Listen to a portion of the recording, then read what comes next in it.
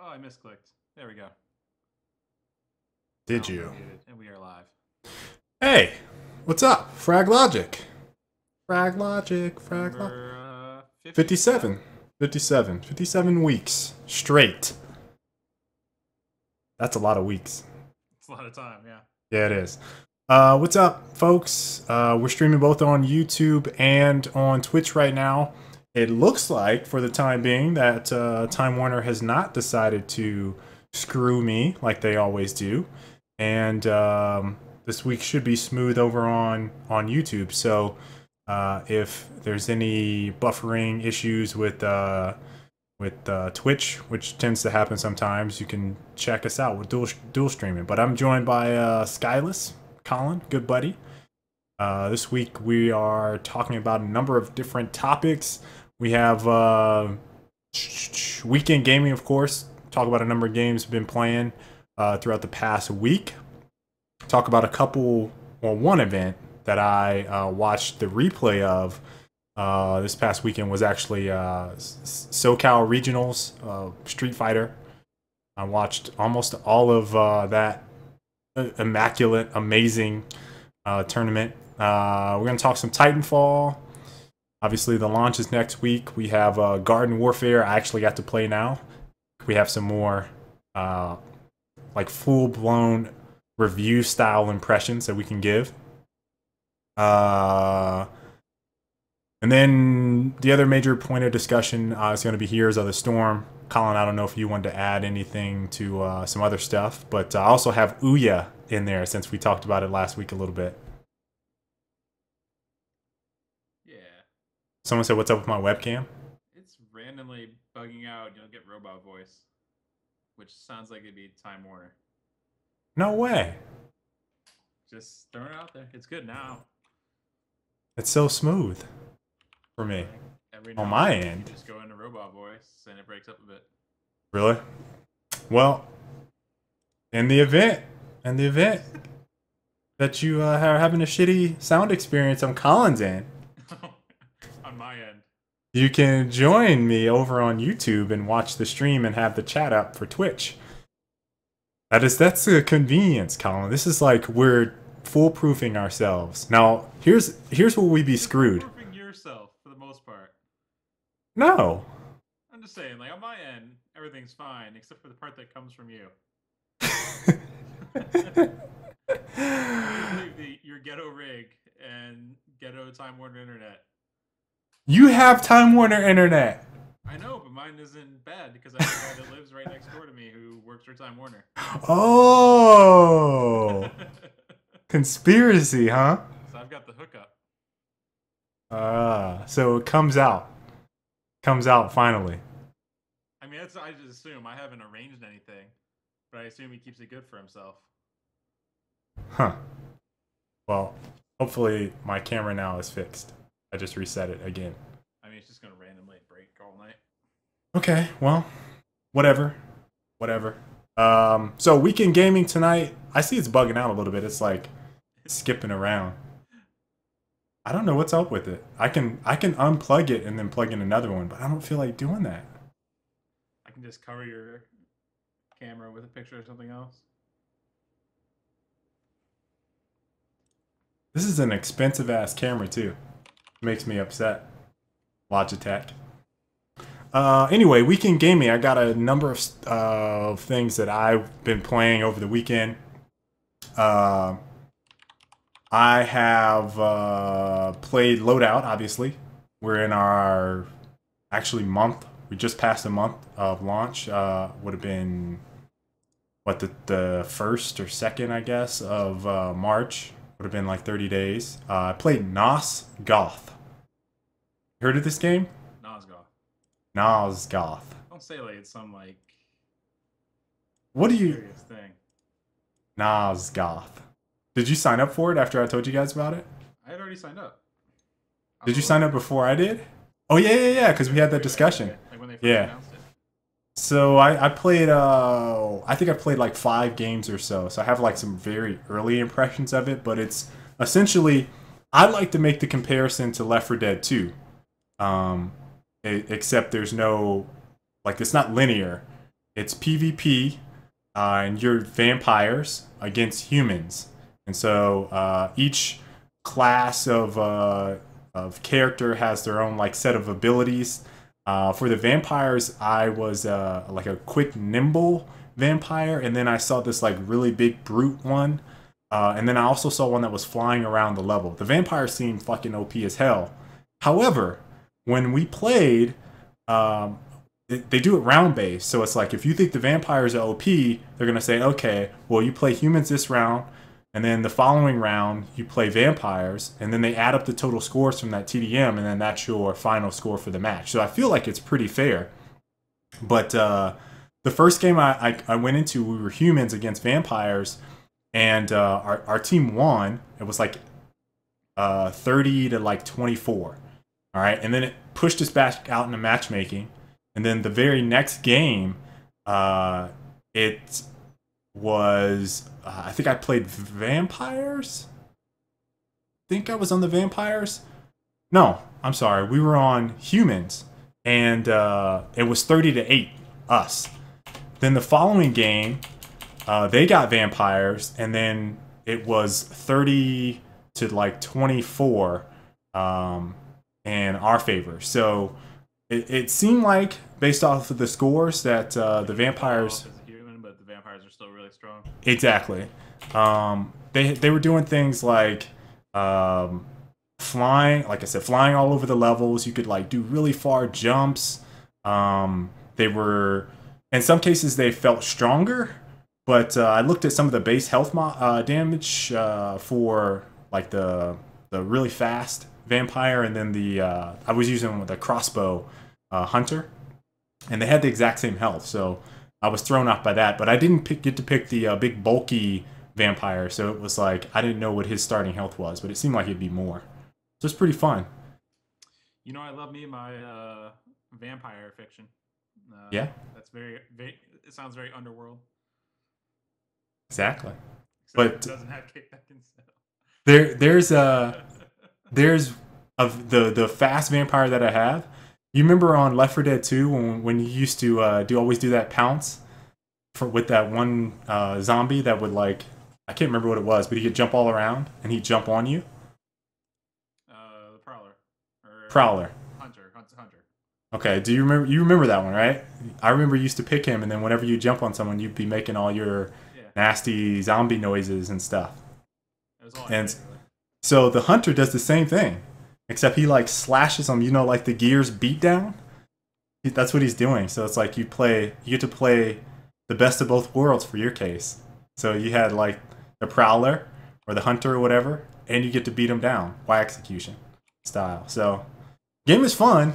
I don't know if it has the legs to go to distance to be a very popular game, but it's interesting. It's actually in the Legacy of Kain storyline, some sort. So it's interesting. I played Blood Rain and I think Blood Rain 2 were the two games.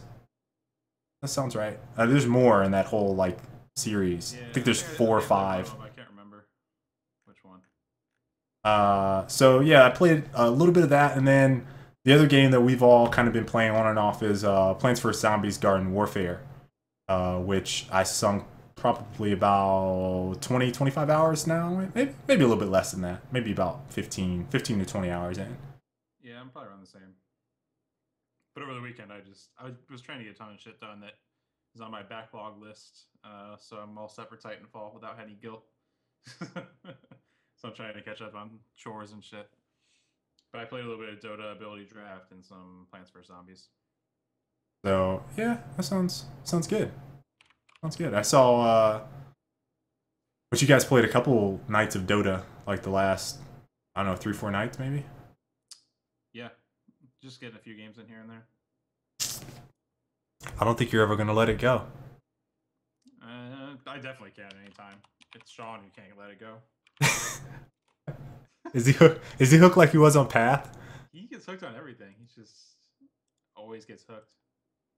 Don't ever give him heroin or cocaine. He will just be destroyed. Yes, I agree. So from a tournament standpoint, did you actually watch anything this weekend? I watched a little bit of SoCal Regionals, but it was Marvel. Marvel? Okay. So I watched the Street Fighter 4 5v5. And the only reason I watched that, I didn't even watch it live. I watched the rebroadcast, and it was someone at work that likes Street Fighter. And, you know, I've been telling people that asked me, you know, when am I going to play Street Fighter? Am I still playing it?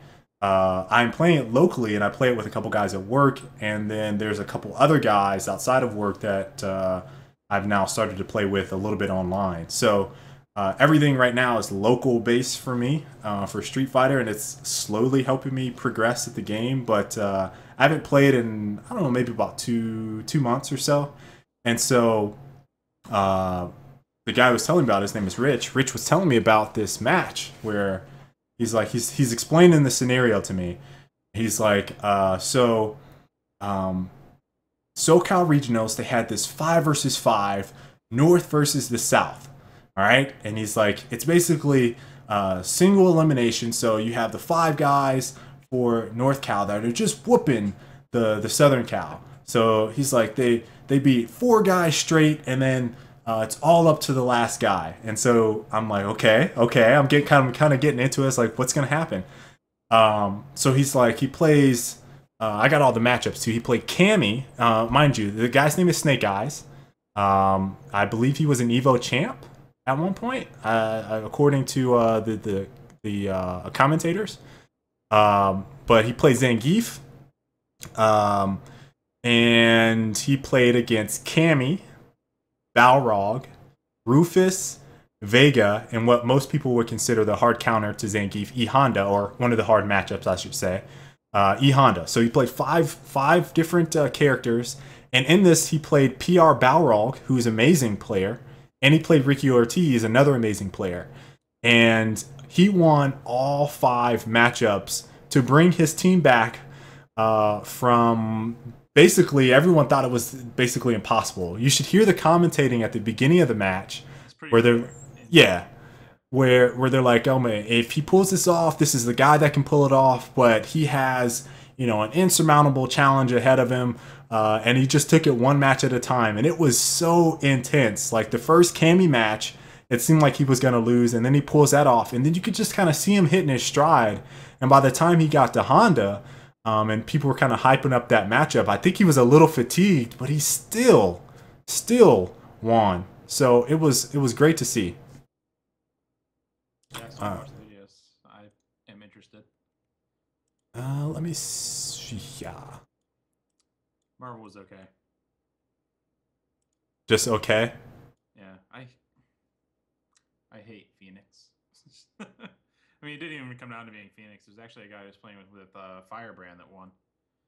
It was the first win for Firebrand and for I can't remember the guy's name. I feel bad. But yeah, I just hate. Like, it's hard to watch Marvel because of Phoenix. I just hate it so much. It's such a stupid character. It's hard for me to watch it because there's so much action going on in the screen. Like, I have to be in the mood to watch Marvel to sit down and like really enjoy it. But that was the tournament. Did Colin, can you paste these links in that to the 3 matches if people care to queue them up later? Yeah. It's about 45 minutes ish total to watch, and whoever the person that uploaded this, they decided to put 4 ads on the 20-minute videos. Scumbag, total scumbag move, because he knows people are gonna watch it. But you can, I think you can skip all the ads. But it was a little disheartening to see him put so many damn ads on 20-minute videos. But yeah, you guys feel free to take a look and enjoy that. So that's all I got for Weekend Gaming. That's it. Yeah, that's all I have too. So you're gonna go into what? I think next up I had. We could just talk about Titanfall Launch, and then talk about some of this other stuff I have. As a whole, yeah. There's a new trailer today. I know. Which you apparently didn't like, but I really liked. I have a reason though. Like, I have a legitimate reason why I do not like this trailer. Titanfall Launch. It was okay. Oh yeah. They showed some story, which they haven't shown much of at all, as far as like what the plot is and all that stuff. They've shown like the Hammond robotic stuff that's just like tangentially related. But that's it, right? And then they showed a lot of wall running stuff, which they haven't shown at all. Like they've shown guys running along walls with Titans shooting at them, jumping over and jumping at Titans and stuff. Yep. And then of course they showed the Titans, which they've shown a ton. But they kind of got like the 3 aspects of the game all into one trailer. I thought it was good. I am more interested in the story than I usually am for most games. Even though I know it's gonna be something generic. Like I already have like the idea it's probably something generic, but the possibilities are interesting. I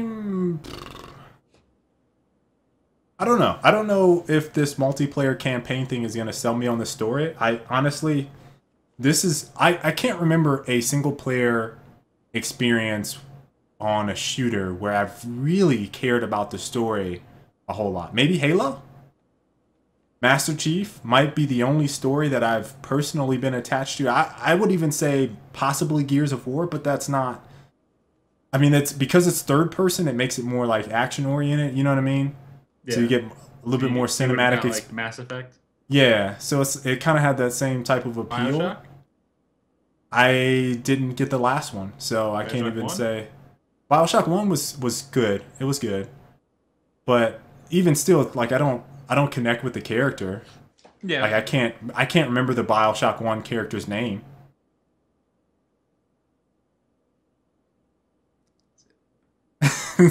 See? See? Need I say more? Need I say more? If you can't remember the character's name, I feel like they did a shitty job with the story, personally. So I can't say that I... Is it Booker in the first one? Could be. I don't know. I have no idea. I can't say that I was too attached to the story, and I don't have high hopes for this story. Man, I know Booker like the last one. Making me all engrossed in it, and I'm gonna be like, "Oh my god, what's gonna happen next?" Like that's not gonna happen because we're gonna be blowing people away. You're not gonna be focused on it. You're gonna be focused on killing the other dude. The story is gonna be you killing the other pilot on the other team. That was Jack. That's right. Booker. Yeah, I mean, Booker was wasn't Infinite. Booker DeWitt. I remember that name, even though, partially because I just played it a few months ago. Yeah, I didn't remember Jack, so you're right there. But I mean, it's like I'm not expecting to be super emotionally involved in a multiplayer campaign game. You know what I mean? Like they can't do it. That's not really where I'm going for, because they're gonna be telling like this hard fought battle story, and I'm just be stomping everyone. So I don't get like how they're gonna try and sell me on that. It's like, oh, it was a hard fought battle, and then you look at the score, and it was like 250-2, and it's like, yeah, not really, not really at all. Actually, the story that I'm telling is of a badass group of super soldiers that took on the world without dying. You know what I mean? Right. I'm not telling a story of a war. Yeah, that's a point. I'm not expecting that. I'm just interested in seeing how the story unravels. I'd say from a presentation and text standpoint, the way they are introducing the story is more interesting than what we've seen in the past. And in that regard, I may pay attention to what is happening a bit more, but I am definitely not going to be looking at character names, or I probably won't even remember what happens, because I think that all the maps are going to blend together at some point in time, and you're just going to end up fighting baddies, which will be other pilots. So I just don't see myself getting caught up in the story. But on the gameplay trailer, which just came out, the reason I didn't like it is because I was involved with the production of our trailer. So from a pure creative standpoint, I find it very difficult to enjoy trailers now. I've looked at so many trailers in helping create the Loadout launch trailer. I've just like, everything seems like shit to me, to be honest. Like that looked like to me, if I was trying to sell the game, and I do want to kind of get on their marketing approach for this in a bit, but if I wanted to sell this game, I would do something where people are talking about what separates the game.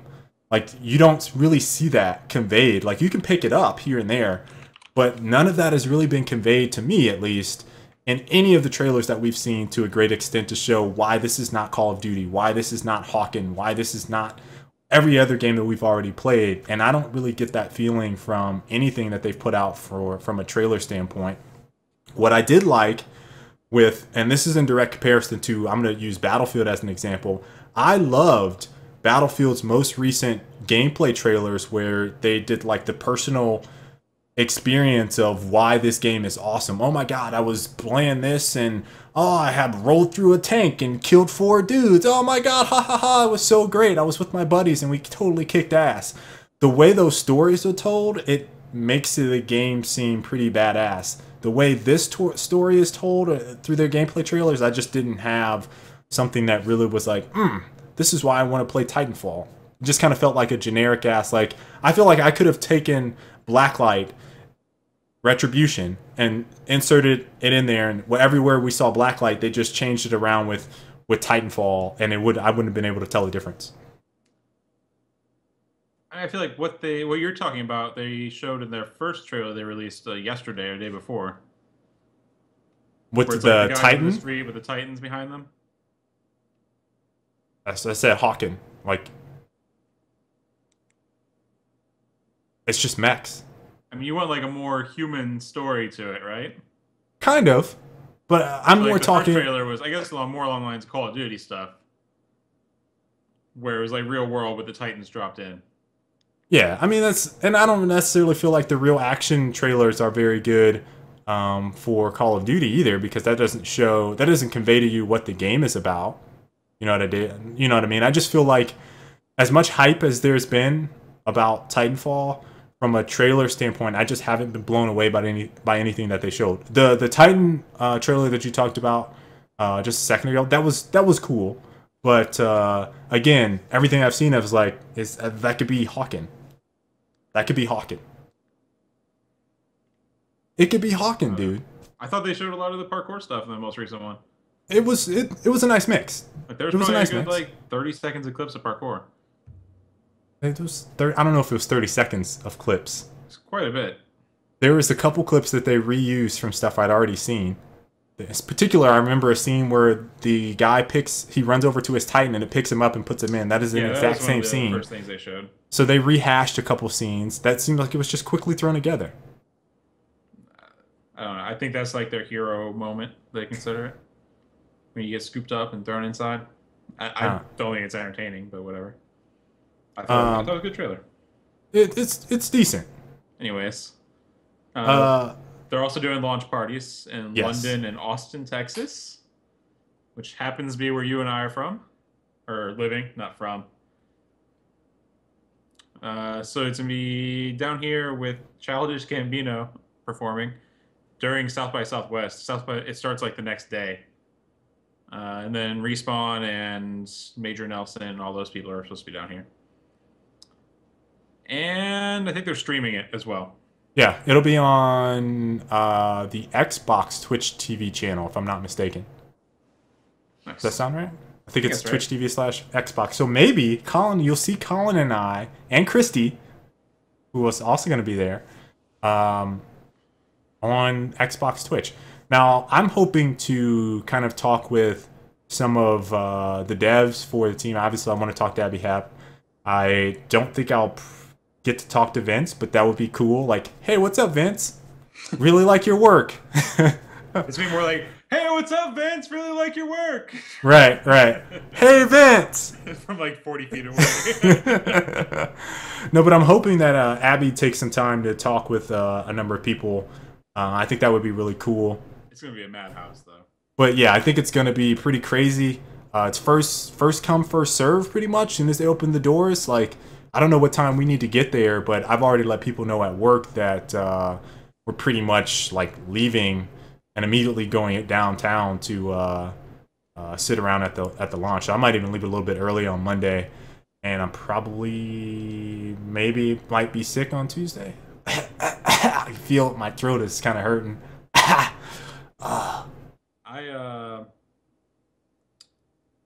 Yeah, I'm not sure. It'd take a lot of will. What sucks is that if we're there, we won't be able to pick up our copies. We won't be able to? I'd assume not. I think that they're going to have surprises. You think they'll just throw them out to the I audience? this is what I'm hoping for. Everyone there gets a collector's edition. No, they get they get the console bundles. Everyone there gets the console bundles. Something's gonna happen, dude. That's not happening. Colin, something's gonna happen. Don't doubt. Be optimistic. All right. I'm expecting them to throw statues into the crowd. that would be painful. With one of those giant guns. Wait a minute. So I tell this dude to be optimistic. He says they're going to throw giant statues into the crowd, basically knocking people unconscious and killing them. Yep. I told you it'd be a madhouse. Okay. So yeah, I think the launch party will be pretty interesting. I think one of the things that we're trying to do, and I mentioned this in the most recent Titanfall video that I put out, is that I think we're trying to branch out a little bit and talk to them from a community standpoint. Like we're really interested in getting involved with this game from a content producing standpoint. You know what I mean? So it'd be nice to just sit down and talk with Abby, in much of the same ways that we did with Raxzilla, Stacy, and all those people over at Epic. So that's kind of what I'm hoping can happen from that. But like Colin said, it's madhouse. There's gonna be a ton of people there. There were also a ton of leaks this week for maps and modes and stuff. The maps look really varied. I think it's gonna be cool. And then I brought this up, I think last week. Do you think the maps are going to cater more towards parkour pilots, or do you think it's going to fall somewhere like half and half? Did you look at the overheads at all? I didn't. Seems like I did, but I didn't look at them. Seems like it leans towards parkour. But there's a few that are like a good mix. I just don't want fracture. I don't want too many fractures. I didn't get the impression from looking at the thing there was many fractures. Here's the thing, though. I looked at that top down of Fracture. It looks badass. Like, it looks, oh, man, you see it? Oh, yeah, you could... And then once you're in the game, it's like... The issue is that you can't run along those fucking cliffs. Like, the cliffs, like, the clip on them sucks. Right. And pretty much the clip is, like, how they would flag it for being wall runnable. And they try to, like, roughly match the geo. Right. But it doesn't really match at all. And it's just, like, you just fall randomly, even though it looks like you should be able to run. Yep. So, I mean, like, that stuff was really bad. So you couldn't really use that whole part of the map for movement. You can get through parts of it by wall running, but you can't, like, string it together. There's also 5 modes is all, apparently. That's it? Yeah, so you have TDM, which is grunts and specters and stuff don't count for anything, except for getting your meter quicker. It's called Pilot Hunter. Okay. And there's attrition, which is the same thing, essentially, but grunts and specters count. And then you have Hardpoint, which we played, CTF, and Last Titan Standing. So the only modes there that have an objective, and you could argue that attrition has an objective on map. No, it does not. You could argue it. It's not a good objective. Don't you, Colin, don't you give people ammo to talk about those being objectives. It's not a good objective because they don't do anything, and they drop randomly on the map, are my 2 big complaints. But yeah, so there's only 2 objective modes, which is Hardpoint and CTF. TDM, and I've been the person that's been yelling this for like, I feel like 6 years now, right? Yeah. Oh, man. When there's nothing on map, when you have no power weapons and no weapons or anything like that, there's nothing to fight for, so you have no reason to leave. You could all hole up in a room together and watch the doors, and that's the optimal strategy in TDM.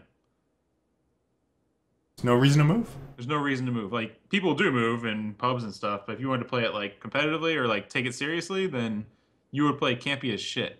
It's one of the reasons it's so difficult to watch Team Deathmatch being played, because it might be hectic for, let's say it's to 50, for 20 of those kills, and then shit slows down. Yeah. So, there's that. Last Titan Standing, again, optimally, you would all just huddle up together, and then I'll call out your target at the same time and light them up. You know, like, And then obviously attrition is what we were just talking about. So CTF and Hardpoint, but I think those are two solid modes. Yeah, I could see So I'm not myself really that playing. worried about it, but it does kind of suck that there's nothing like maybe an oddball, like where you have to kill the carrier kind of thing. I think that would have been fun with the movement, or anything original. I guess Last Titan Standing is kind of original, but not really. What do you feel like what is an unexplored game mode that could be had in this universe that is not directly? I don't know. I mean, there's stuff out there, like the whole idea that you have two characters essentially. I don't know. I would call I thought Ricochet and Halo 4 was really original. We need obviously it was similar to a few other things, but yeah, we need to have an episode where we brainstorm some original shooter game modes and then put them out and then talk about them on the show. But yeah, I just wish they did something else. I don't know. That said, CTF's in there. That's all I really cared about. Okay. I can handle that. I can handle that. It looks like Time Warner's starting to poop a little bit. I've had your camera replaced for a while now because it froze. Did it? Just leave it like that. It froze almost immediately. All right. So I dropped in pictures for you. All right, sweet. So I think I might just disable it. I don't know what's gonna happen when that happens. Your video is turned off. Thanks for notifying me. And then I'm gonna refresh it. But people on YouTube can see me just fine. Sure. I think it's your fault. It's my fault. Yeah. Okay. Pictures. The thing with the game modes is if there's only 5, if I'm not mistaken, about 2 weeks ago there was a leak on all the game modes and there was like 7, right? Yeah, there were a few extras. So you think that's DLC? You know that stuff ends up remaining in game data that was experimental or such. Oops, sticky keys. I think it could be DLC potentially, since they're pretty hush hush on the DLC. If you haven't noticed, like they've been really, really quiet about what they're doing. Actually, either Monday or Friday or this weekend. I don't know when it was, but I saw that Vince actually slipped up on a tweet and said they would have a season pass. And then that got corrected by Abby, who said, no, that's actually incorrect. We won't have a season pass, or there's not one planned currently. So they're keeping that DLC really hush hush, whatever it is. The one thing that worries me is with just 2 modes, how are we going to get best of 11 different game modes for MLG? Are you serious?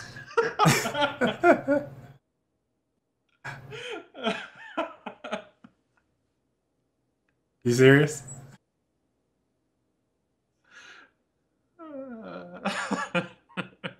This guy. You know that's not happening. Come on. To be honest, I don't even want the game to be on the MLG circuit. I don't. I would rather. What do you mean to start that conversation? I just wanted to. I would rather it just be. Give my little. Yeah, your little jab in. Yeah. I would rather it just be its own little thing. People do stuff by themselves. Independent. The Kappa. There was one other thing I had on my mind to kind of talk about with this launch. Oh, it was the marketing. So their marketing push. Do you feel like they haven't really pushed this game as much as we've seen some of the other major titles? I'm not sure. Partially because I don't have television. On YouTube, I haven't seen any ads that much. I've seen some. There's some other stuff that's running right now, which would interfere with that. I don't know. There haven't been anything crazy. Someone says 30 miles says, why no MLG? I'll get into that. I'll wait for the end of the show on that. I'll answer that question right at the end. I kind of want to know what you guys think about it, though. Do you guys feel like, and I saw people talking about this on Reddit, like, they didn't feel like this game was advertised a whole lot. And I feel like it's not necessarily a bad thing. Microsoft has advertised the shit out of it, though. Microsoft, with every, like, they're releasing an update, and they're calling it basically the Titanfall update. Titanfall update? Titanfall. The first stream they showed from the Twitch stuff was a Titanfall stream. And then, like, they've attached Titanfall to every news post for the past 2-3 weeks from Xbox. So, I mean, like, that's been in advertising. I haven't seen, like, any full webpage takeovers, although during beta, they had a takeover on Twitch. I don't know if you saw that. But okay, I didn't know that. All Titanfall. I didn't know they had a takeover on Twitch. They were, like, featuring the Titanfall streams. And then when Twitch said they're releasing streaming for Xbox One, the announcement was like, yeah, during the last Titanfall beta event, we had X concurrence and that kind of thing for Titanfall. Right. Okay. So they're pushing the Twitch thing, partially because it coincides perfectly with when the update is. Yeah. And yeah, I mean, like, I haven't seen television ads, but I don't have television, so I'm not entirely sure, like, where their marketing push is if they're spending money on it. Yeah, I don't know. I'm not sure. I'm kind of looking to see. They don't have to advertise it. And that's what some people were defaced. That's what some people were saying on Reddit, is the hype has done all the advertising that they need. So yeah, they haven't really had to push it. And that's where I would kind of agree with that sentiment.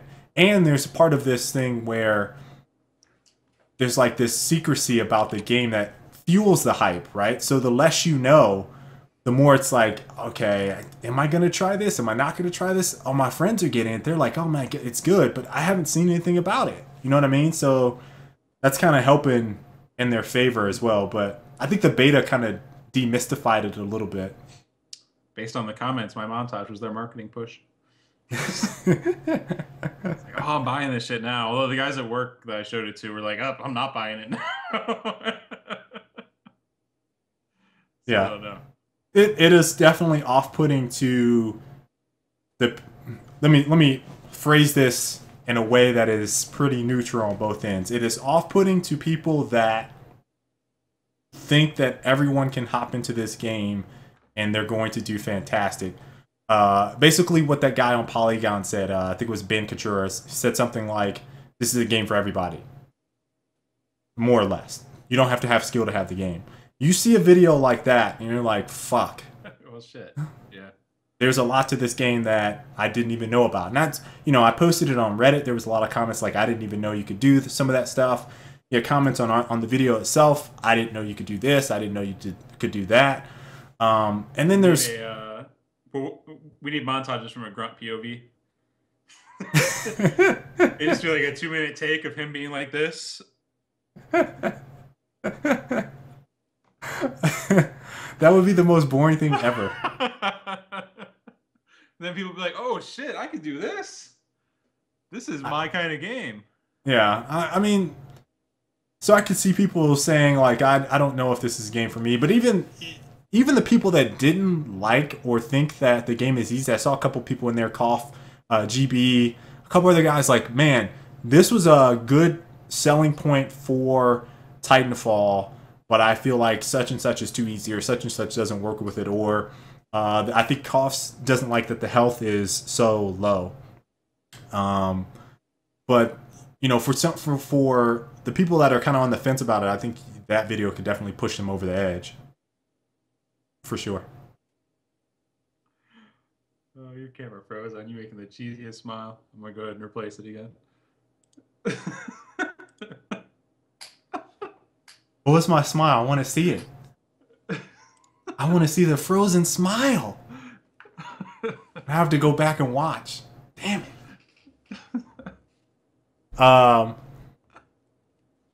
And then the last thing here, and this is going to kind of segue into that PS4 discussion.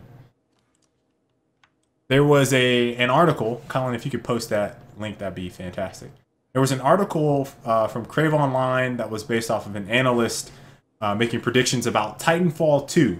Now, I know some of you guys are like, what the fuck are you guys talking about Titanfall 2 This dude is for? always wrong, man. I hate even talking about it because he's always wrong. Yeah, I know. And that's the other thing. It's like, that's a very good point. An analyst is to spew bullshit and then be right half the time. Yeah. So, it's really hard to speculate, but he's quoting someone from EA. Basically, he does what we do every week, and he gets paid a ton of money. Right. like, like we just make educated guesses all the time. That's all he does. He's just like, yeah. Titanfall, probably not an Xbox exclusive.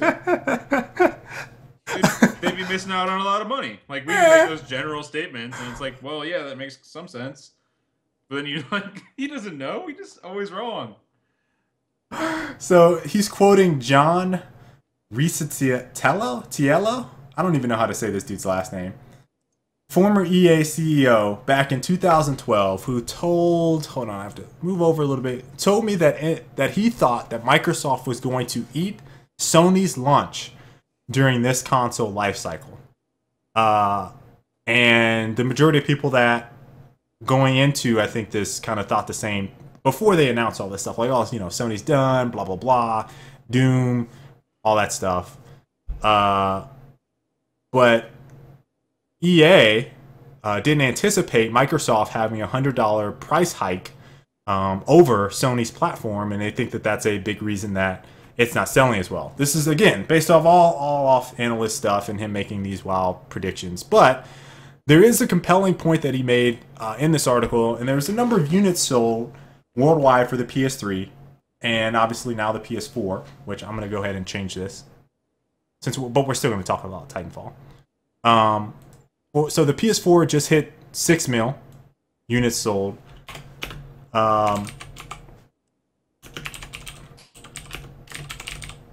And it was Michael Patcher to chat. It's not that we said his name. I'm sorry. Wrong.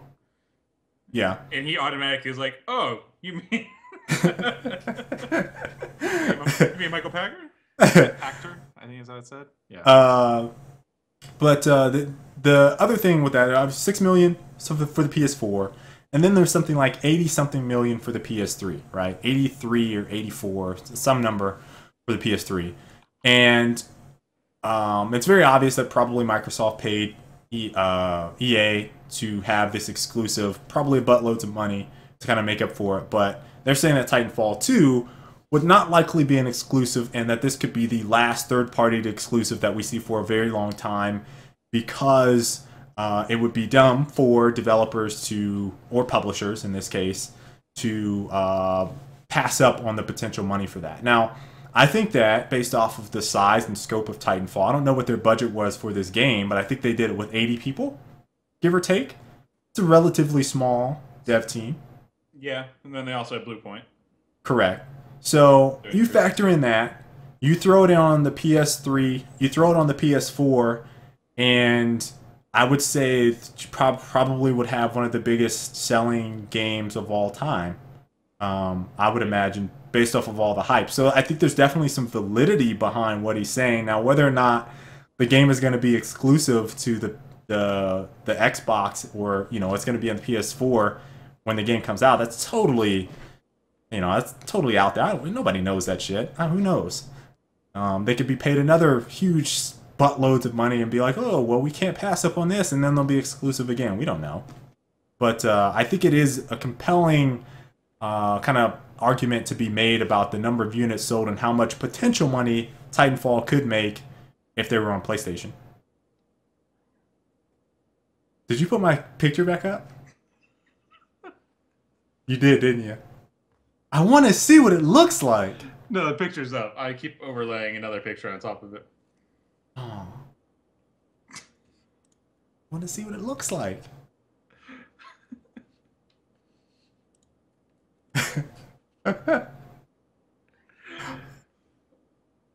Colin, see, why are you doing this? I can't look at both. Now I have to go look at both. Nope. God damn it. Anyways, but yeah, whatever. That dude. You already said your piece. Fuck him. I'm a little envious that he gets paid to say the same shit we say. Just a little bit. Like, we should call this like Frag Analysts, and then start talking to some firms. And just collect some big dollars to read the news and be like, I think that might lead to this. I wouldn't rule it out, No Colin. actual facts or sources. Maybe one day. He quoted a source. Former EA CEO. A source who doesn't even work anymore. And the source didn't say anything about Titanfall. He just said that the Xbox is going to shit all over PlayStation. And he translated Xbox to shit over to PlayStation, then that not actually happening. And then he translated that into no Titanfall 2 on Xbox. Titanfall Launch, not on, Like, come on. I see the correlation. Not really, but I see it. I mean, I can see, like, where he might have gotten that, but it's still just a bullshit guess. We can do that. We do that all the time. I made all sorts of bullshit guesses around E3. About 60% of them were correct. Does that make me an analyst? Yes! Like, if I just go call myself an analyst and, like, call up Fox News and CNN and offer to appear, then that'll work? Like, hey, we run this live show. We have a 60%... we have a 60% factual, analytical, rate at which we can confirm what's happening in the industry. Pay us. It's just like makes no sense. Makes no sense to me. Oh. Although we couldn't do that because we have inside info in some cases. Yeah, that would be pretty bad. But on the PS4 units sold, if you guys didn't know, PlayStation, and we got called out on Twitter. I'm gonna call out the call out. I think it was Jay. I already stopped him. Why? I looked through his timeline. He just trolls. He doesn't troll us. I looked through the timeline. He trolls. He doesn't. He's never trolled me. He isn't following me, so. Oh, he's cool, from what I've seen. Colin doesn't like the trolls. He blocks trolls. No trolls in Colin's life. It's like I like to respond to people when they're trying to promote discussion and like have a legitimate point, and then like when all of a sudden it just is clear that it's going down the troll route, and then I'll just block you. So yeah, basically he said that we haven't talked shit about PlayStation, or no, I'm sorry, we don't talk shit about Xbox, and we talk a lot of shit about PlayStation. And I don't feel like we've really. The only thing that I've shit on, and I just will blatantly say I've constantly shit on with PlayStation, was the DualShock 3 controller for shooters. I don't really remember, and maybe their UI I don't particularly like on the PlayStation 3, but I don't have a PlayStation 4, so I can't speak to it. I don't care for the controller, but it's alright. It's better than it was, you know? But, yeah, so that's what he called us out for, and that we're Xbox fanboys. That's fine. That's fine. That's fine. Oh, and he said PC. That's all our show is about, Colin. Xbox fanboys who complain about the interface weekly. But no, the units sold, I think, at this point, I think it's safe to say that Sony is whooping Microsoft's ass right now. I think it's pretty safe to say that. And I don't foresee it changing too much, even with Titanfall dropping, because then you're going to get the PlayStation exclusives that are going to pull more people to buy it. The only thing that's going to make this even close is if Microsoft gets rid of that $100 price hike, or matches it, or goes lower at this point, I think. I don't really think there's anything that's going to make it ever get back to the you know, 0 point where it's even once again. But my whole thing with PlayStation, the only reason I haven't gotten one yet is the only game I really want to play is Uncharted. So they'll be able to notch me on their tally. Are you putting my face back up again?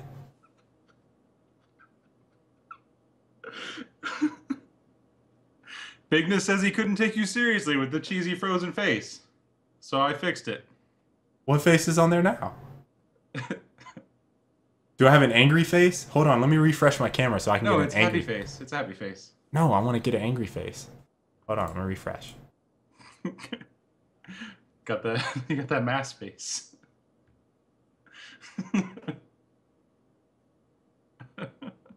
PlayStation 4 units sold, kicking Xbox's ass because they know how to market their games and their system. They're doing everything by the people. It's all about the people and the players. It ain't about cable TV. It ain't about the NFL apps. It ain't about Netflix or Amazon. It's about the games. Go Sony. They care about the gamer. They care about you.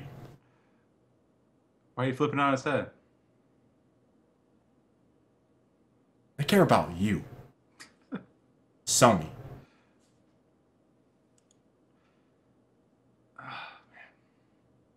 Colin, you have anything to add to the PlayStation 4 unit sold? It's a number. It's a number. Why do you always do that every week? It's a number. They all mean nothing. What do you mean? Yes, Sony's selling more than Xbox. Like it's an install base. I know you don't care. You have to have an opinion. That matters. You have to have an opinion on. You have to have a strong opinion either way because this number. Because the fanboys they care either way. If I was Michael Packer, I'd be like, this number's probably gonna continue to rise, and so will this one. The end. Like, they're numbers. What do you? It's numbers. No. So here's how you look at it. It's about the long game, man. It's about the long game. It's about profits. It's about profit margins. It's about all sorts of stuff. There's all sorts of things in the middle. But yes, it's an install base, and Sony is killing Microsoft right now. Will this force Microsoft to change their hand? Is this going to change their approach? I don't know. I don't really care. Why? I'm a gamer at the end of the day. I'm not a sales analyst. I'm not a dude in an office making predictions. I'm a dude in my living room making predictions and not getting paid. I'm still salty. Still a little bit salty about the analyst thing. Just saying. I should change the title of this week's show to Colin's Not an Analyst.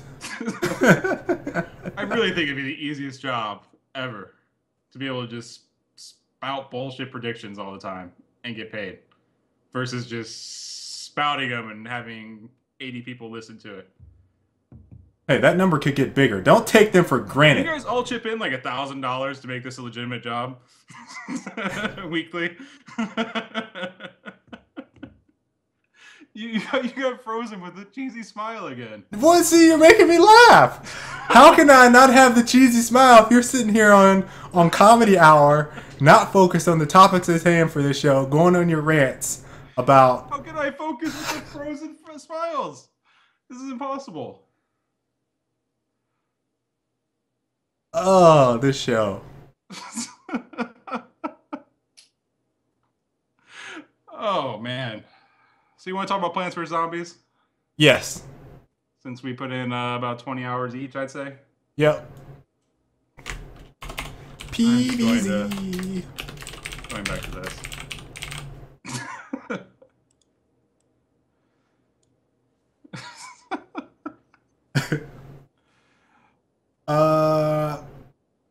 Plants vs. Zombies. So I think you hit us off last week with your initial impressions. I'll start us off and kind of talk about some of the things that I did on my initial impressions video, which was about me halfway through. I think it was like a 10 hours or 7 hours or something like that played.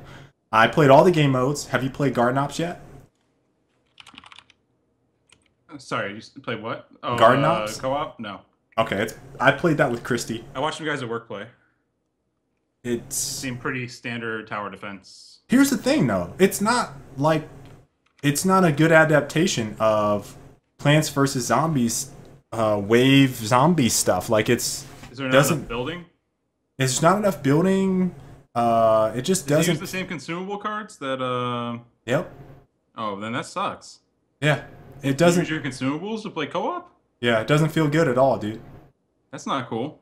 On top of that, I had Christy basically screaming at me what she should do, because she's all right.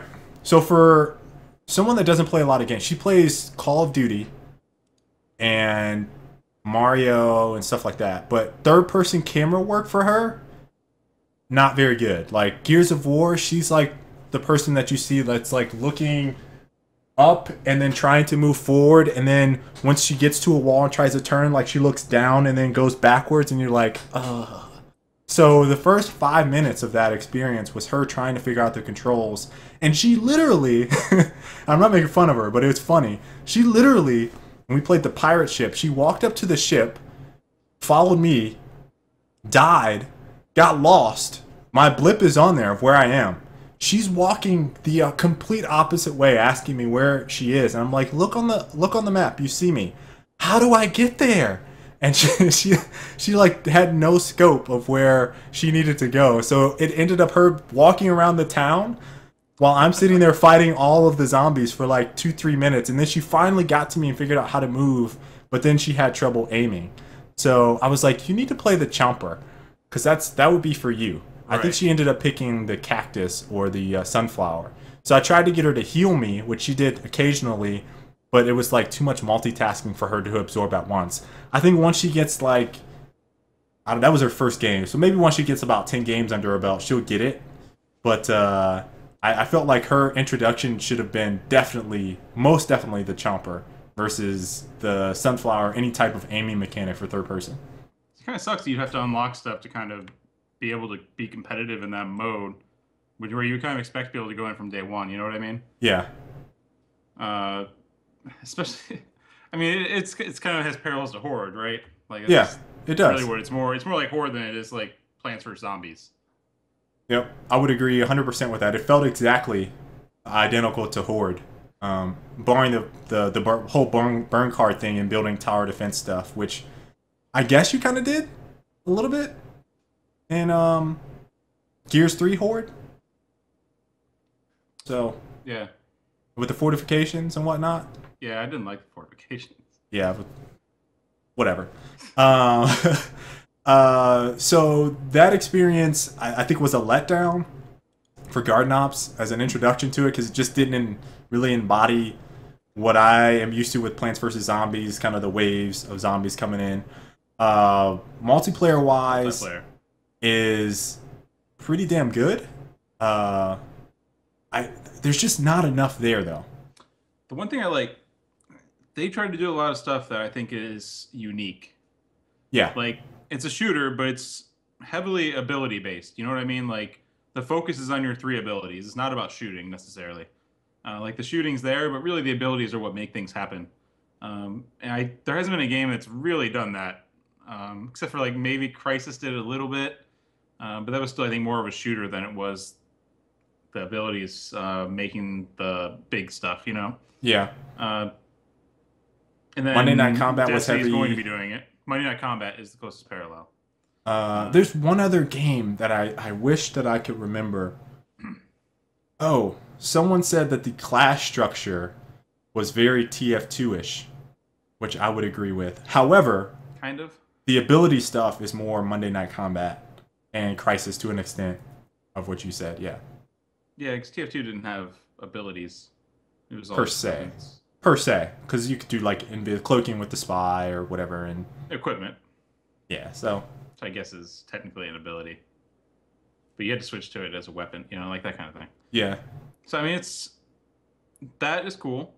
The presentation as a whole is really well done. I think the way they did the economy, like having to get all the sticker packs to unlock the class and that kind of thing, is to me more interesting than like Call of Duty style progression where you just play and then you get everything. Right. Like in a sequence. So there's a little bit of a random chance to it. It'd be nice if there was like a way you could spend more to kind of narrow in that chance. So you kind of like, I want to get a class for this cactus, you know, and then you buy a cactus pack and that kind of thing. But like the way they did that whole system was, to me, pretty cool. I was looking forward to opening up packs to see what was inside. Kind of similar to like Dota or CS in that aspect, but it was all obviously free and it was part of the progression system. So that was cool. The mode was pretty good. Gardens and Graveyards. It is Rush with Rush. King of the Hill or Conquest, however you want to look at it. Because Rush, you throw plant yourself at it and you push the bar. Right. Yeah, so I mean that's cool, and like the environments keep moving. There's no loading or anything like that. Obviously, the scoring is a bit weird sometimes as far as like how many coins you get versus like basically you always want to be on zombies because that's where you can get the best payday, I think, per minute. I could be wrong. Whatever. I don't know. My biggest complaint across the entire game is that the movement speed is so fucking slow. I don't know if it's slow because we just finished playing Titanfall, which is like a bajillion times faster with just sprinting. Or what? Or maybe it's just that there's nothing to do while you're walking. Like, Usually in a game where there isn't, like, Halo is the exception, but usually if there's no sprinting, and that by Halo I mean Halo 2, 3, and Reach. Usually if there's no sprinting, then there's something else you can do. Like Quake, you can strafe jump. A few games you can bunny hop, or it's like Counter-Strike, you want to walk sometimes. You know, like there's a kind of distinction between what you want to do. Yeah. That's for zombies, you're always just walking forward. And sometimes it's a long ass way to get to the action, where you're just like, you spawn and you walk 15 seconds, 20 seconds to get to a fight before you can even shoot a bullet.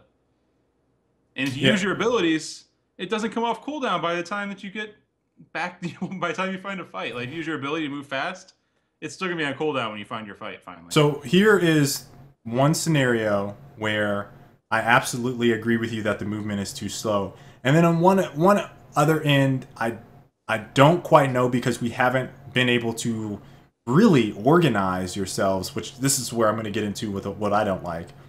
But when you capture a point, if you die as you're capturing the point and respawn, and you can't get to that fucking teleporter, you walk 2 distances to get from that one point that was just captured to the new point, and you basically lose a minute off of your time. 1 minute. Whole minute. It's 1 minute of walking.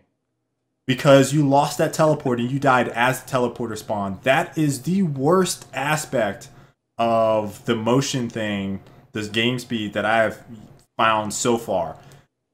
Once you're at the point and you're battling over it, I don't really have a problem with the movement speed, because the way I'm thinking about it is, if I die, I know that I was either out of position, I wasn't with my team, or whatever. Yeah. And that is the penalty, is that I have to go back. In combat, it's fine, because I feel like it kind of has the same thing that Halo had, where if you put yourself in a bad spot, then you're stuck there. You know what I mean? Like, that's kind of your punishment for doing that. Right. You can use an ability to get yourself out of a jam a lot of the times, but then that ability is on cooldown for like 20, 30 seconds. Right. But yeah, I agree. Like, in combat, the movement speeds doesn't feel that bad, because it's very much a game about positioning.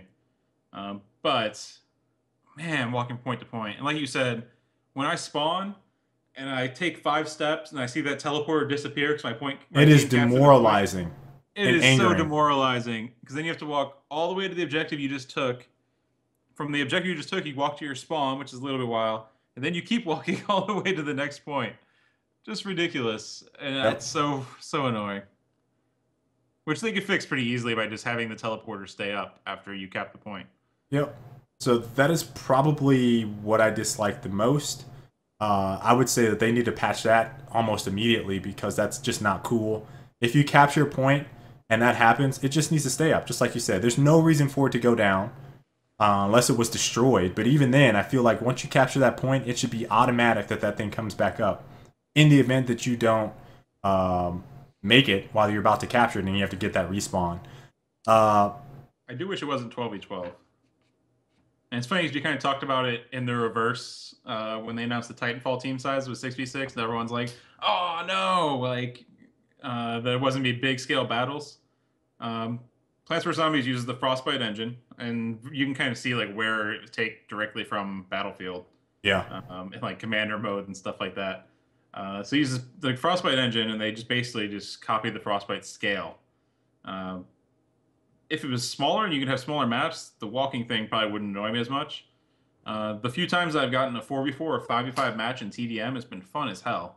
Because you can kind of like, you get basically one-on-one encounters all day. Right. And, yeah, like the action is directed to the middle for the most part.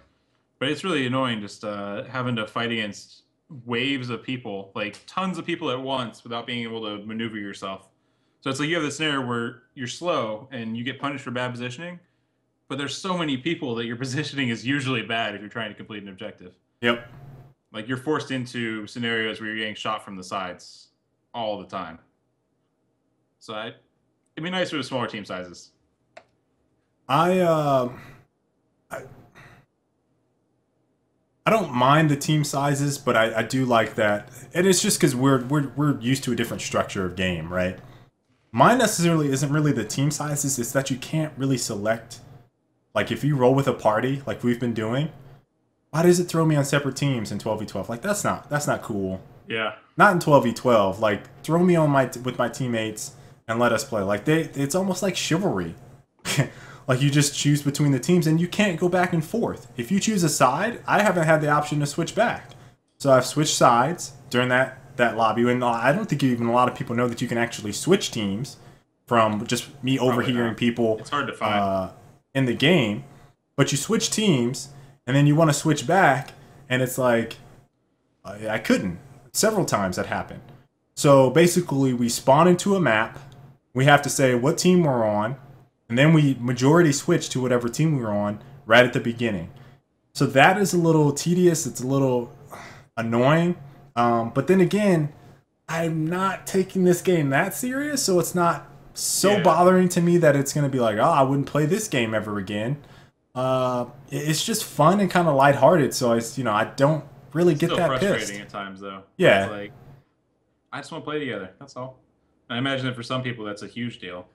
Not being able to play with your friends. So, we kind of have that same problem in Loadout, but we actually give you an environment where you can play on the same team. It just doesn't have all the modes. So, I can kind of see the parallels there with people being upset about it. It is frustrating. But in 12v12 circumstances, like unless you're rolling 9, 10 deep, 10 deep, yeah. Why can't you be on the same team? The team so that the parties don't get split. Yeah. At least be really close. The other thing that I think the biggest knock right now in the game has to be content. Has to be content. The gardens and graveyards, I didn't feel like there was enough maps. I only felt like there was 3 maps, 4 maps. They're big. 4, but then there's 6 stages or 7 stages. So, I mean, I guess maybe I'm looking for more. I don't know. There's a lot of classes too. It's just you unlock them pretty slowly. And the classes, right? I haven't gotten to see all the classes, but I don't have a problem with the classes from a content standpoint. Mostly I think those they are don't good. Really offer an advantage. It's trade-offs. Exactly. I'm more talking about the longevity of why am I playing this? Like, am I playing for the classes? Not really. Kind of. Maybe. No? Maybe. It's kind of a mix of the classes and the game modes. And really, the only game mode that we would play is Gardens and Graveyards. Like, I'm not going to play Team Vanquish. Yeah. I play it by myself. I mean, it does suck that you don't have a visible skill ranking. I don't even care about that. or clan battles. Something to give us... I don't even want any of that. I just want, like, give me another quirky game mode I can play. Like, kick the zombie head, or, I don't know, just something fun. That's another, thing I could hop into to play. That just seems like it'd be more interesting. ELO? YOLO? ELO. Oh, ELO. ELO? I thought you said YOLO. No. Oh, so that's a game mode? Need some ELO, and need skill divisions. So yeah, I mean, overall, the game is excellent. From what it offers. Support. It doesn't even have land support. I don't need no stinking land support. Overall, though, the game is fun. I think it does a really good job of finding a niche audience. I don't like that they released right around Titanfall. That probably could kill off the game. We did run into some people playing Gears. I ran into a Lambent Hammer, something like that. Yeah, I saw a few Gears people. CDN's playing. Who did we ran into? Kaylila. Yep. So yeah, I mean, we've run into some people that are obviously using this as some downtime and relaxation. It has that appeal to it. You can play it with family, which is always nice. No blood, guts, gore, stuff like that. Some of those sunflowers can give children nightmares, though. And then there's the creepiest smile. Then there's Colin that was tripping over Mike Tyson. Mike Tyson sunflower, man. It is the most disturbing thing. Just the tats are the sunflower's eyes. And it still has this creepy ass smile, which doesn't look. Man. So, I mean, I don't know if I would recommend the game at a $40 price on the Xbox One. I know it is $30 on the Xbox 360, but as of right now, with all the content that they have, I think it would be a hard one to say, yeah, this is worth $40. I did mention if the DLC is free, which I've heard people say that it's supposed to be free, then that could maybe add to the value. But yeah, it'll be a nice game to kind of look at maybe 2 months from now and say, what's PvZ doing? You know what I mean? Where is it at? Yeah, I don't know. I don't know where they go from here. Add microtrains. That'd be an awful idea. I found myself, I swear, I'm not even that kind of person, but I was like, man, it takes forever to get 40,000 coins. I would pay $2 right now to open up another pack. Even though I know the 40,000 coin one would be like a $10 thing if they had it, you know what I mean? Something stupid. Colin, please don't say that. I seriously found myself saying, man, like, man. You're the type of person that's the guy pushing that stuff in there. I'm not though. I don't buy anything. You just said it. You just said it. I'm not though. I don't buy anything on this. Partially because I can't play shooters on this. I guess that's really what it boils down to. But I don't buy anything. Well, that's not true. I bought one gun in Counter-Strike. Dude, there were these red hemoglobin dual Berettas. ZYN red. Whew. Just saying. Like, how much? I don't buy anything except for these cases where I buy stuff. How much? How much did you pay for the guns? It was StatTrak. It was like $8. But dude, man, like 2 guns. Really, it was $4 per gun. If you think about it that way. So I paid $4 per gun in my entire span of Global Agenda or Global Offensive, but I sold a gun for $12. So basically, I've made money on Global Offensive. Oh, so take that. Which I could have spent that $4 to buy 2 card packs with my system. Just saying. You're gaming it. Just saying. You're gaming it. Then I'd have a bunch of classes. Maybe I'd get that toxic pea shooter. Maybe. Just gotta pull the slot. Sorry. Oh man, okay. Let's round out discussion today with Heroes of the Storm.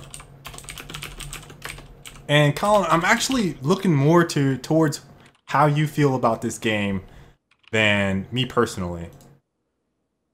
Because you've played much more of this style of MOBA than I have. I do have experience with this clickety-clack bullshit MOBA style system. But I personally am a Smite guy. I'm a Smite guy. And I prefer actually taking control of my character instead of clicking on over the screen. I think it's more skillful. So, yeah, so anyway, Heroes of the Storm had gameplay 2 in the last 2 weeks. This is Blizzard's MOBA. It's actually the one that I plan on getting involved with more so than I've done in the past. So I'm actually going to sink some time into this one because it's going to come out and I know about it and I'm interested in it. Like, I don't want to play Dota. I'm not going to have you guys sit there and teach me. Dota. Listen, this is the reason I don't want to play Dota. If I play Dota, I have to listen to Sean and Colin and Tense tell me about what I'm doing wrong all damn game. All game. Just play the tutorial. Colin, this dude wants me to go through 5 hours of tutorials. I'm not going through 5 hours of tutorials. Watch all the matches from the last International. And then play. Like, it's simple. I can watch. No, it's not simple. The time sink. Get out of here. It's not a time sink. You're elevating yourself constantly. Heroes of the Storm is the next game I plan on playing. It's casual. Blizzard's MOBA. You're casual. I'm won't even play the competitive game. What are you talking about? I thought you were a champion for the competitive community. I am a champion for the competitive community. So you're going to push the casualized MOBA? I support Dota. You might as well just throw your hat in the League of Legends. I support Dota. It's even more casual than League. No, it's not. We don't even. How can you even say that? League is playing for millions. Heroes of the Storm, they've said they don't want to focus on esports. So? That's the one I want to play. I don't have any pressure. I don't have you barking down my neck. I don't have Tense telling me I did stuff wrong. I don't have Sean telling me I made the wrong move. I'm good. I'm going to follow you and inform you of the wrong moves you're making. I will personally come over there and watch you play. No, you're going to play with me. So you're aware of your mistakes. You're going to play with me. I can't play the game and be by myself. I'd still be telling you how you're doing wrong. Like, there's no we start off on even ground. The issue with Dota... I'm a Dota player. It's not going to be even ground. Okay. For what? Okay.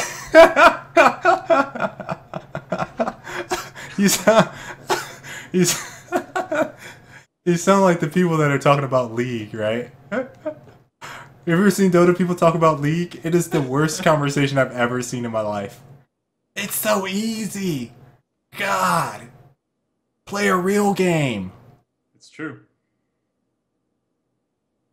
Anyway, so I feel like we will be on near even ground because we will start off at the same time.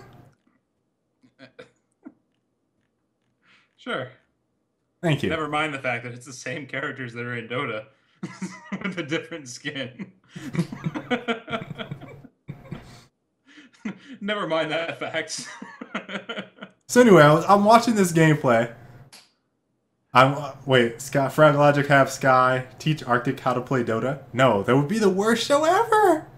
It would probably be entertaining, but it would be the worst experience for me. I'm a good teacher. You are. You taught tents. Yeah, against his will. He did everything he could to keep it from happening.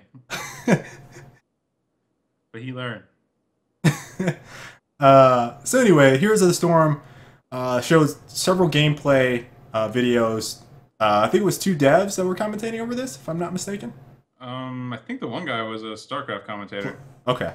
I could be wrong. I don't know the personalities that well with them. I find the link. There it is. But they showed off Dragonshire, I believe is the name of that map or whatever. Or I don't know if it's a map or a game mode. I don't know what the hell it is. I think it might be a game mode because the objective is to... it's almost like King of the Hill. Or maybe Domination. So there's 2 points. So, yeah. There's 2 points that your team needs to control. Once you control 1 point, or both points, I'm sorry, then there's a middle point, which is the Dragon Shrine. And you have to have a player sit in that point, and then they become... That's basically the attack buff. Or, I don't know. I don't know if it's attack, or I should say damage, defense. It's everything buff. But it's only on 1 player. And so that 1 player gets to basically blow shit up as he's the dragon. He or she is the dragon. From looking at the gameplay, that seems interesting. A couple other things that I noted from it was that you level up as a team. Did you notice that? I think it was a collective of your levels. I could be wrong. From what I gathered, you all leveled up. It seemed like everyone leveled up at the exact same time from the HUD. So I thought everyone leveled up as a team.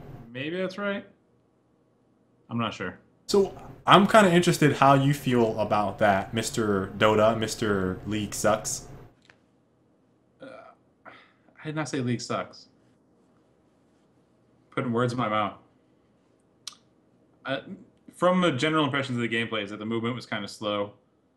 The abilities were like really spammy, low impact stuff, which is similar to how League has their stuff set up, where you'll like continue casting until you whittle them down, kind of thing, instead of like Dota's big impact spells. But the fight for control of the shrines is kind of unique. It kind of just forces you to throw yourself at people over and over. But it was kind of interesting to watch. And the levels is actually your win condition, I believe. Is that right? It was kind of vague. Your levels is your win condition? Or is it killing the fountain or whatever? It's killing the fountain, from what I saw. Yeah, the one thing that was weird is that instead of like jungle camps, you would like capture the jungle. Capture, it was mercenaries. Come out and help you push down towers. Yeah. So it's like strictly player versus player, essentially. Yep. I noticed that as well. I caught that when they went down and attacked that one jungle camp. I don't know how you control it. I don't know if you win the first initial fight with those creeps, mobs, and then they end up, once you beat them, they assume your control, and then do you direct them to something? They just walked over a circle and then they spawn. What? Yeah. I could have swore there was a fight down there, and then once that happened, that's what... I don't think they fought them. Man, I must have missed it. Maybe just overlooked it once in the they gameplay. spawn, I don't know if your team's controlling or if they automatically run in.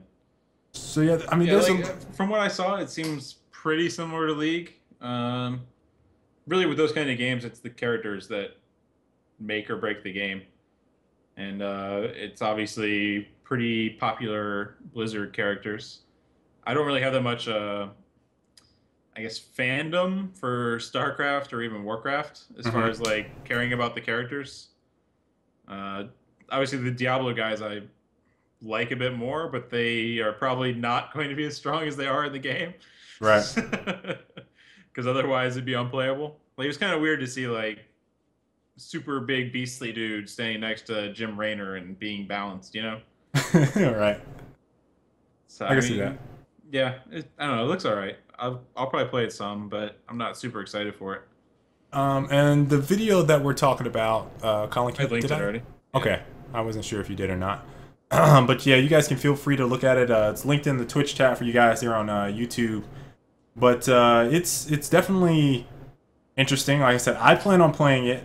I don't know how long I plan on playing it. I've passed up a lot of other MOBAs that have kind of risen in this hot spring of titles that have kind of come out.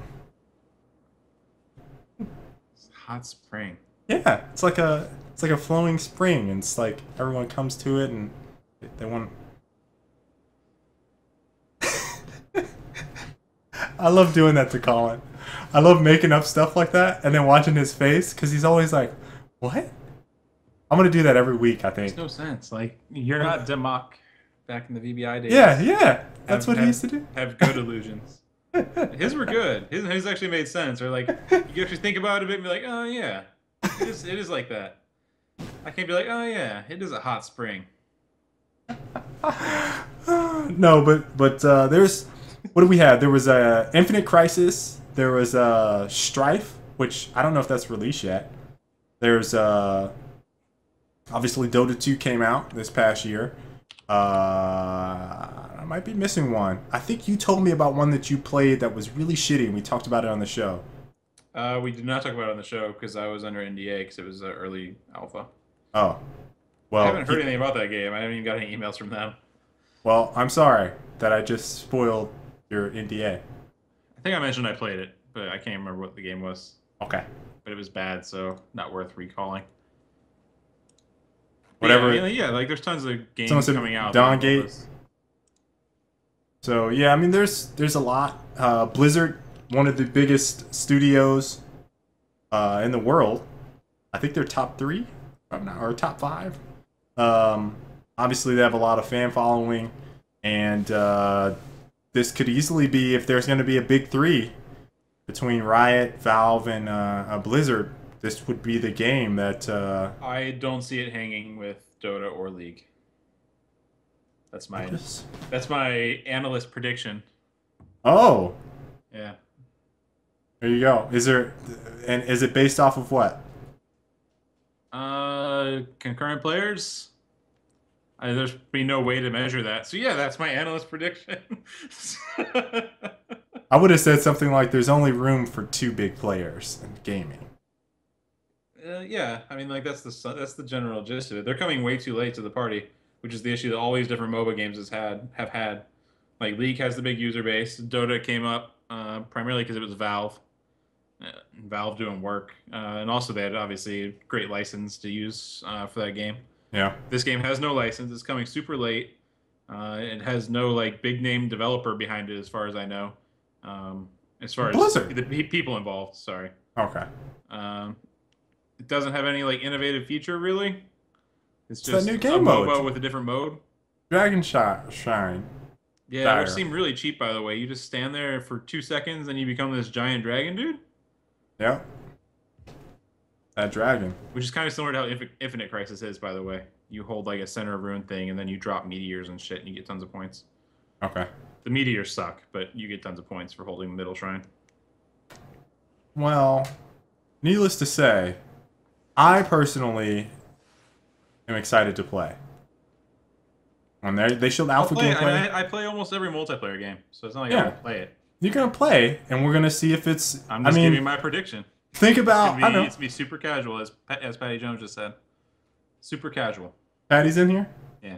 Oh, what's up, Pat? I didn't even know he was in here. Patty. Yeah. But no, I think that if there was a studio that could pull it off, and there could be 3 big titles, I think that this would be the third. I don't know if there's room for 3. I'm just saying I could potentially see it. There's also a huge room for it to completely fail and not get any attention, garner any traction at all whatsoever. And then you're going to have the people that play League or that play Dota that try it out and they're like, this is shit, and then they go back to their respective games. That happens all the time. Well, they don't do this. They don't do that. They don't do this. And those end up being the same people that like hate the games that they play anyway. Like they shit on matter. League. Like they're gonna try it out. They're gonna be like me and be like, yeah, fuck that, because they have so much time invested in Dota and League, playing it to get better, and unlock stuff in League's case that they're not gonna be interested in another game with the same model and very similar mechanics. Right. You know what I mean? Like it's not doing anything different than League. Then why would you switch over to play it? Unless you were really invested in the characters and like that kind of stuff. So here's another question, perhaps I'm going to pose to you, and this is going to be the last one with Heroes of the Storm. I'm going to pose this to the viewers too. So, WoW is waning. It's going down slowly but surely. Do you think that Blizzard is going to do a heavy push towards those players to move them from WoW to this game? No. It's an entirely different audience, and they're making an MMO. Potentially. If you remember. What's that? If you remember, they're making an MMO. Yeah. Who knows when it's going to be done? They had to reboot it a year ago. Yeah, that I know. I'm just saying, do you think they did? I mean, they could obviously email all those people. They could promote it in game. They could do all types of different promotions. But it's not like they're going to leave WoW. Like they'll still be playing the same. It's the same people who play WoW. They'll just be playing that every now and then. Maybe if they can get it in game. It's not even that I'm talking about them being comparable. Maybe they get it in game like Peggle was. I'm purely talking from a marketing standpoint. Do you see them trying to push them onto those players? I'm not saying that they overlap at all. Well, yeah. I mean, every time Blizzard releases a game, they send an email to the Battle.net mailing list and that kind of thing. Right. Okay. Just throwing that out there. He finally fixes the webcam? Yeah, I didn't. It randomly unfroze. So I didn't fix it at all. It randomly unfroze, yeah. I didn't do anything. So I removed the Arctic Thunder arcade setup that I had. Arctic Thunder. Does anyone know the story? I think I told that story. You probably told the story. I'm not going to tell it again. Unless someone asks me about it. Alright, I'm going to go to Q&A session. That's everything we had, right? Yeah. It is. We got Oya in bed. South Park Stick of Truth came out today as well. Reviews positive? They've been mostly positive. It kind of is like every time Obsidian releases a game, it gets nailed for being buggy. And it's buggy. That sucks. But it sounds like they made a great South Park game. It's just like they didn't do anything crazy innovative with the mechanics as far as gameplay goes. But the South Park experience is really, really good. Is it available for digital download? Yes. Damn.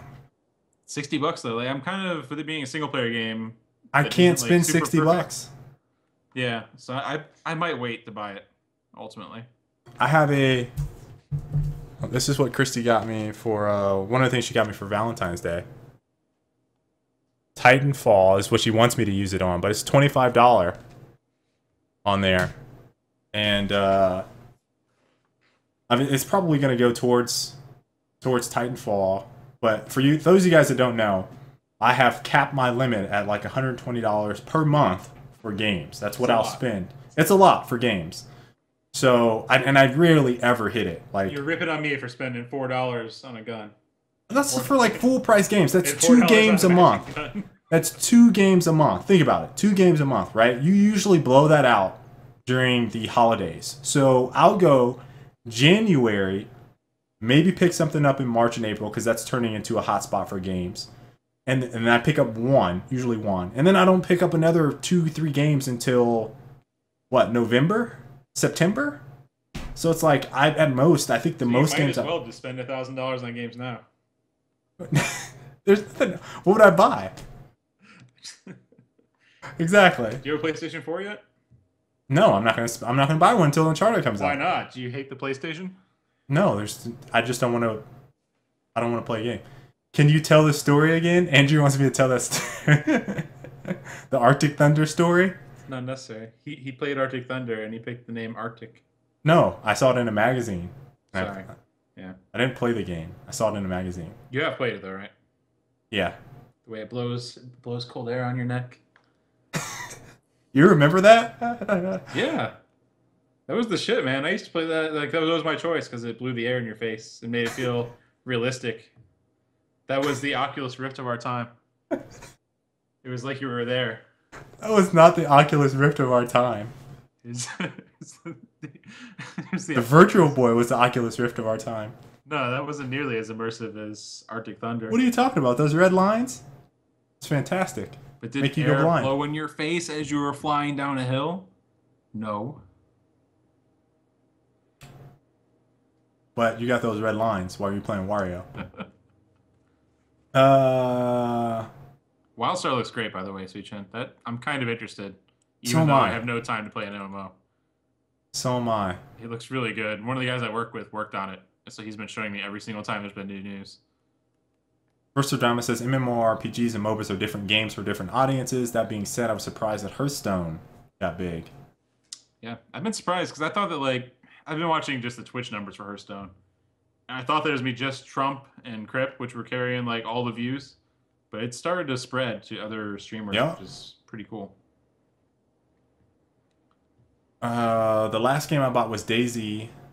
The next game I'm going to buy is Dark Souls 2. I can't really get into that. So feel free to ask us questions. I'm looking at chat now on this huge screen. More doc. What's that? This is what do you guys think about more doc? I don't know what DOC is. I haven't seen that. Oh. Why am I not seeing that? Oh, I see. More doc.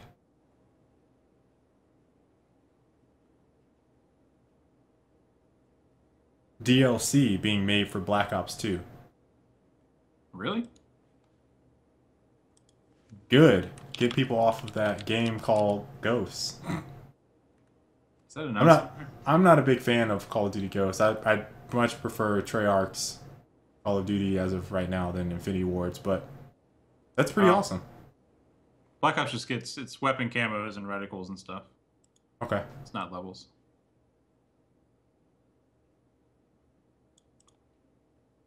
Pretty sure Blizzard has a thing where if you pre-order D3X pack, you get some Demon Hunter thing in Heroes of the Storm. Ooh. Yeah, you. Ooh. How to hear.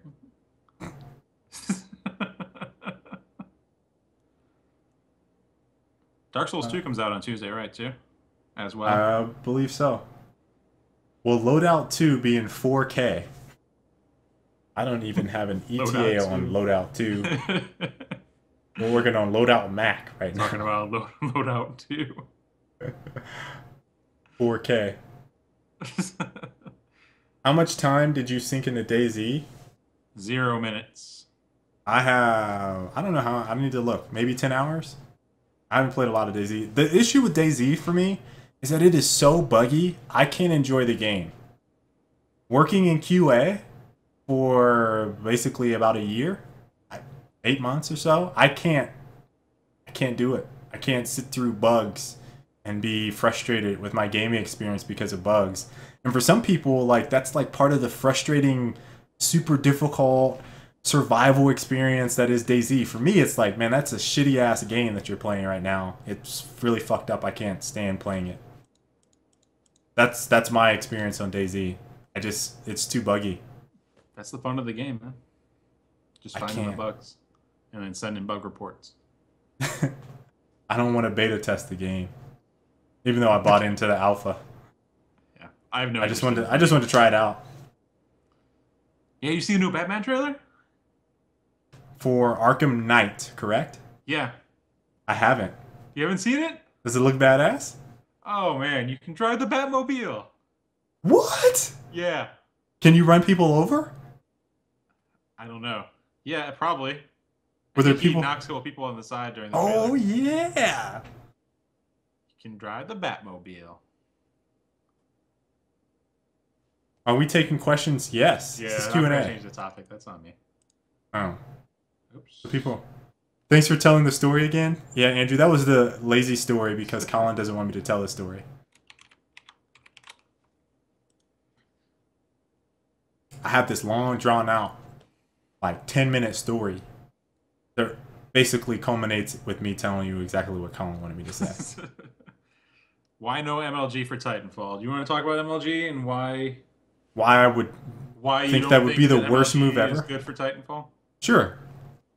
I think that MLG, while it is excellent, does a bad job facilitating growth outside of the circuit itself.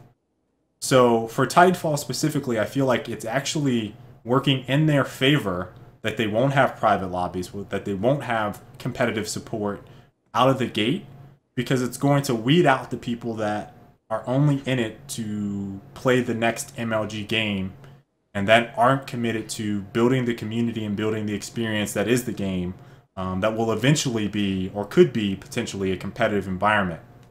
So really good examples of this are like things that we saw with Gears of War in that franchise. Halo is a perfect example.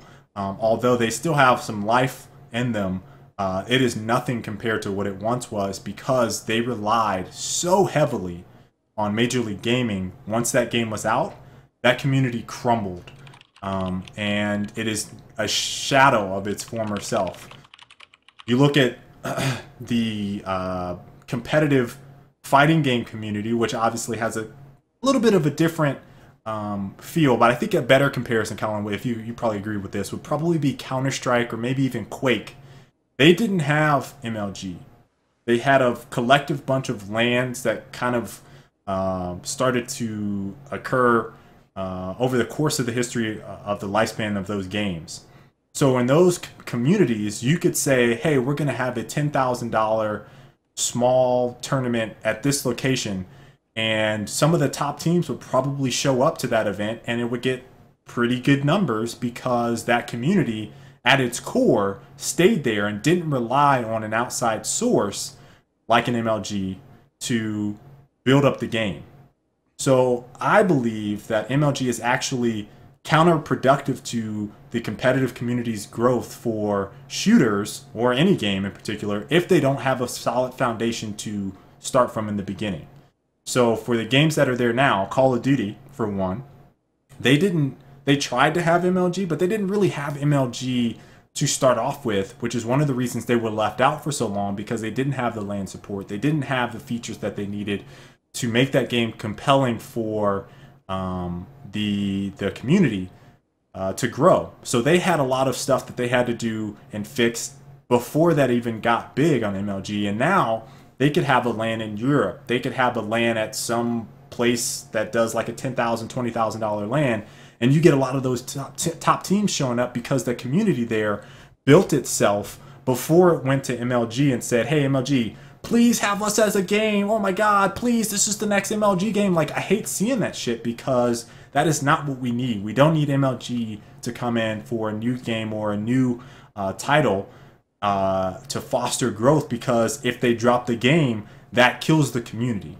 So that's personally why I think that Titanfall would be awful, or any game for that matter, would be awful to start off on the MLG Pro circuit.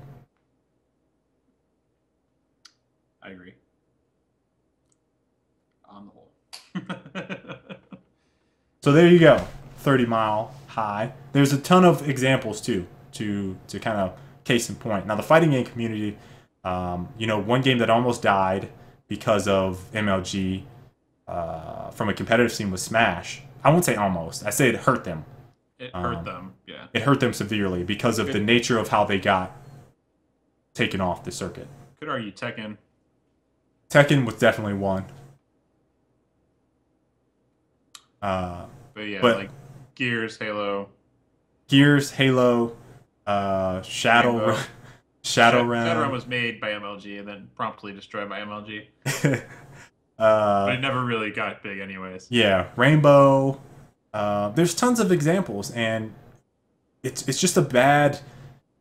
They do great things for the competitive community, but it is a bad thing for players in the community to want that instead of wanting just natural growth within their community. It can't be all they have, yeah.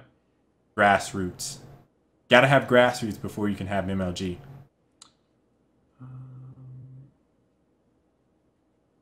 Yeah, we talked about the Titanfall ad at the beginning of the show.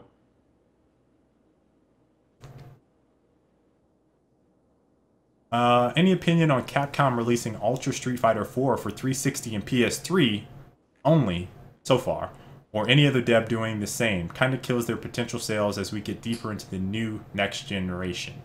They're using the same engine that they use for all of the Street Fighter 4 games, so they would have had to actually do engine work to make it work on the next gen, as well as changing like front end stuff and making everything work within the menus. So that would have been more expensive to develop for what is essentially a niche audience.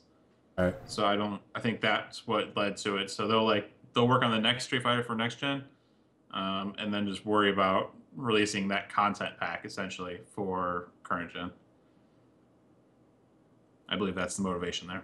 And other devs do the same thing for similar reasons. There's also a huge install base on 360 and PS3. So yeah, I don't know if Capcom is a really good dev to make that, because they're kind of big. They could do it if they wanted to. But for smaller devs, it doesn't really make sense sometimes to go to a next-gen platform when they have such a huge install base on, the smaller ones. And they really have almost no install base on next gen because there hasn't been a fighting game released yet. So like that would have to be their entry into. Instinct. There hasn't been a fighting game released yet, really. It's just disrespectful. That is just disrespectful, Colin. Yeah, it was. That was a low blow. Specifically, there's no game that's been released that's going to get the Capcom fighting game audience to pick up a new console yet. Okay. And a new Street Fighter, probably not going to be the one if they also release it on current gen. Because no one really cares about graphics there. Well, I'm sure people do, but it's not the emphasis. Wills wants to know... I think that's how you say that. Or... I don't even know how to say that name. I'm going to say Wills. Looks like B Wills. I want to know what controller layout Skyless was using in that Titanfall montage that I can't stop watching. Bumper Jumper. I might go to... They have another one that's like Bumper Jumper, but then you can use the stick to crouch. And I might go to that. I'm going to whatever the Sabretooth is. So bumper Jumper with modification? Probably. Yeah, I want to get the crouch on the stick, because you can apparently just crouch and then you'll drop off a wall instead of having to do it manually. But you definitely need to have it on the bumper. Ray said he came here annoyed playing Titanfall. Now, we just talked quite a bit about Titanfall early on, so I usually title or put the game category for Twitch into the game that we're going to talk about the most. What do you guys think of Stephen Elop being the boss of the Xbox division, CEO of Microsoft? He would sell Xbox brand and kill off Bing. I didn't read the article, so I don't know. Don't know. I don't have an opinion on that. Like specifically, like the Microsoft division, or sorry, the Xbox division hasn't been like as profitable as the rest of Microsoft stuff because the margins are smaller. Where like their software division, they can sell shit for stupid prices because it's all enterprise, business purchases. Just from what I've read.